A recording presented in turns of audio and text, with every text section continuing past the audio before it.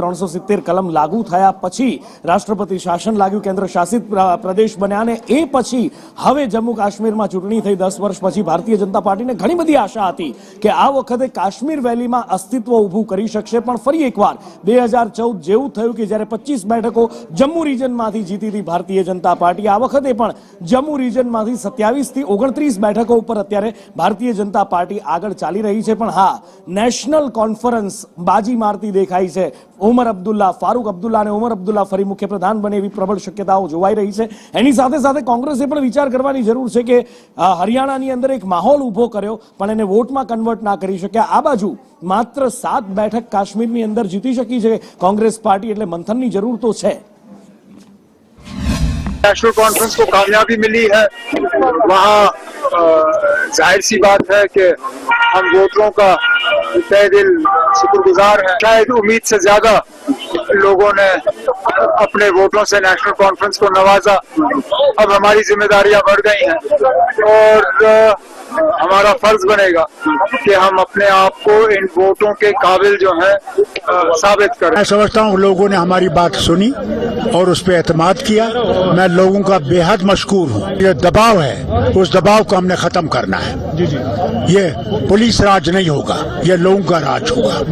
यहाँ जो बेगुनाह जेलों में बंद हैं उनके लिए हम कोशिश करें कि उनको निकालें. कि हमारे जो गठबंधन के लोग हैं, जो इंडियन अलायंस है, वो हमारे साथ इसके लिए बराबर की जंग लड़ेंगे. 96 में नेशनल कॉन्फ्रेंस 7 सीटें, 2014 में 16 सीटें. ये उतार चढ़ाव आता रहता है, इसमें क्या करेंगे आप? लोगों की विक्ट्री है, लोगों की चॉइस है. आपको लोगों की चॉइस, जो उनकी मर्जी है, उसकी कदर करनी चाहिए, उनकी इज्जत करनी चाहिए. जमहूरियत में तो यही होता रहता है कि लोग चाहते थे एक स्टेबल गवर्नमेंट और उनको लगा नेशनल कॉन्फ्रेंस और कांग्रेस जो है वो हमें स्टेबल गवर्नमेंट दे सकती है और कहीं ना कहीं बीजेपी को दूर रख सकती है. I think that is the, मुझे लगता है सबसे बड़ी वजह. કાશ્મીરની અંદર પણ એક્સપેક્ટેશન હતું એ પ્રમાણેનું કદાચ એનાથી પણ સારું રિઝલ્ટ મળ્યું છે.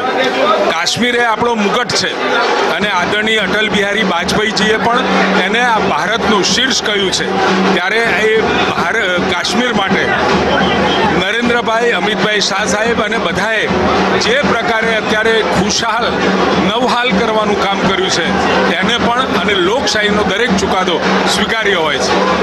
आम आदमी पार्टी के लिए जम्मू कश्मीर के परिणाम से एक बहुत बड़ी खुशखबरी है कि इतने सुदूर इलाके में डोडा के अंदर आम आदमी पार्टी के युवा नेता महराज मलिक जी जीते हैं और जुझारू नेता हैं. बहुत ज़मीन पर उस व्यक्ति ने काम किया है.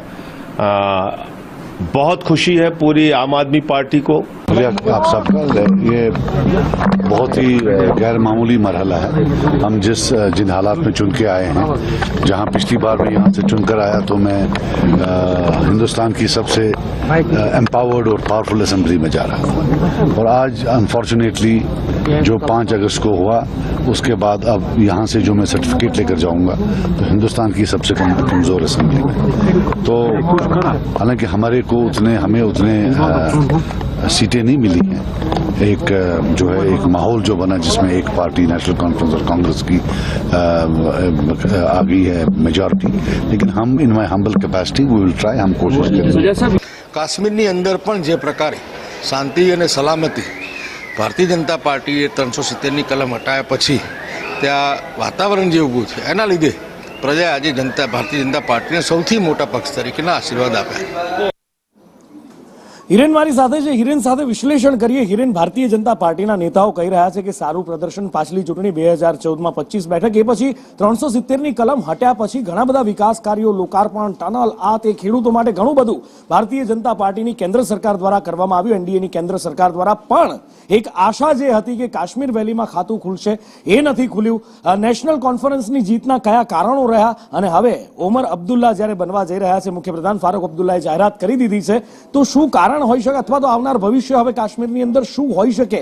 અને એની સાથે સાથે પીડીપીનો રકાસ, જેની સાથે ભારતીય જનતા પાર્ટીએ ભૂતકાળમાં સરકાર બનાવી અને વાકબાણના એરણે આવી ગયા હતા, એનો પણ રકાસ, આ બધાની પાછળના કારણો શું, જવાબદાર શું કહે છે વિશ્લેષણ?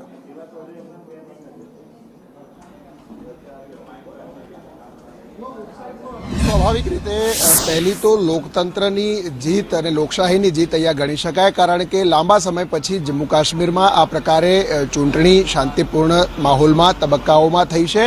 આ ઉપરાંત મોટે ભાગે ક્યાંય પણ એવું ચૂંટણીનો બહિષ્કાર થયો હોય એવું જમ્મુ કાશ્મીરમાં ધ્યાને નથી આવ્યું.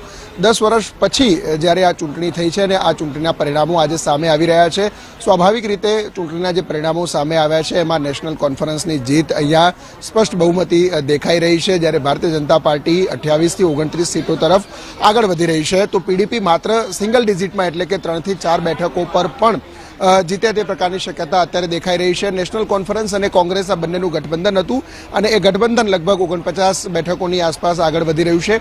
સ્વાભાવિક રીતે જમ્મુ કાશ્મીરમાં જે સ્થિતિ અત્યારે છે, જમ્મુ કાશ્મીરમાં આર્ટિકલ 370 હટાવ્યા પછી લોકો વચ્ચે જઈ અને લોકોનો જે જનમાનસ ભારતીય જનતા પાર્ટી તરફથી થવું જોઈએ એ મનાવવામાં ભાજપ સફળ નથી રહ્યું એ પ્રકારની સ્થિતિ અત્યારે દેખાય છે. જોકે જે જૂની સ્થિતિ ભાજપની હતી એના કરતાં ભાજપની સ્થિતિમાં સુધારો જમ્મુ કાશ્મીરમાં ચોક્કસથી અત્યારે દેખાઈ રહ્યો છે અને એટલા જ માટે આ પ્રકારની પરિણામો જે છે કદાચ બેઠકો ભાજપની આ વખતે વધી પણ છે.